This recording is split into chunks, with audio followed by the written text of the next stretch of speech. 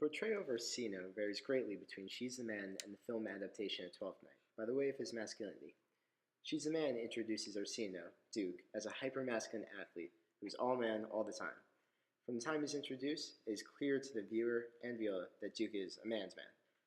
In Twelfth Night, however, Viola and the audience are introduced to a man concerned with love, taking pleasure in the art of music and being delighted to the delicacies of fine foods such as grapes.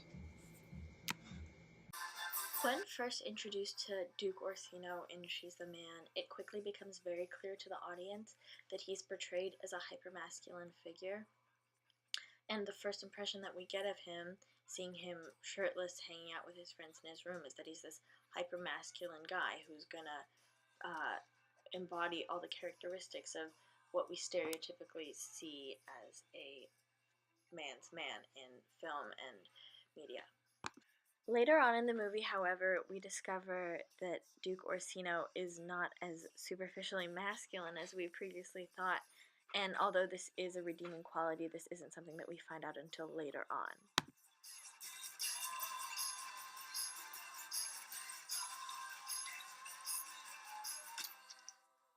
In this scene, we are first introduced to Duke Orsino as the shirtless roommate of Sebastian Hastings, or Viola.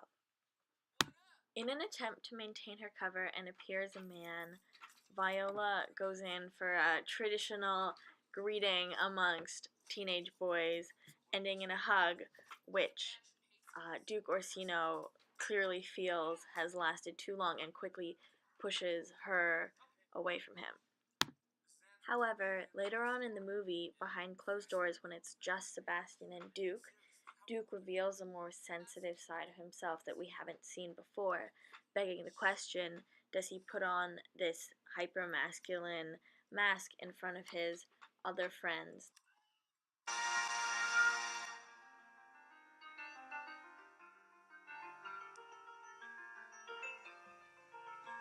In the film adaptation of Twelfth Night, Orsino is portrayed as feminine and deeply in love. At the onset of the film, Orsino delivers a feminine soliloquy in which he confesses his love for Olivia. Orsino asks to be given an excess of love, so that his appetite may sicken and so die. If music be the food of love, play on. Give me excess of it. Surfeiting the appetite may sicken and so die.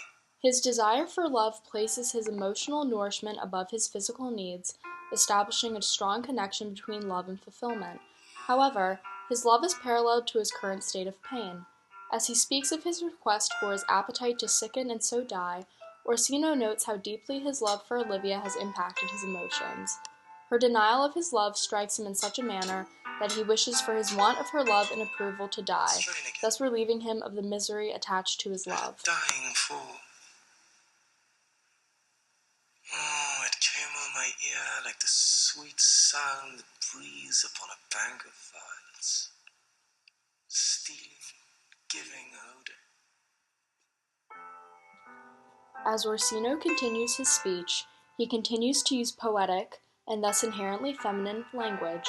This language is in sharp contrast to the language and cinematography depicted by protagonist Duke of She's the Man. Enough.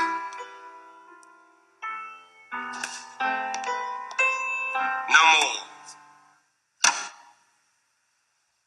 'Tis not so sweet now as it was before. This dichotomy between Orsino's intended public appearance and his surprisingly more feminine side is particularly interesting because of the fact that Olivia falls for Viola largely because she's in touch with her feminine side. Similarly, in She's the Man, Olivia falls for Sebastian because of the same reason. Sebastian does not conform to the masculine social norms. Wow, if only Orsino would show his delicate side more often.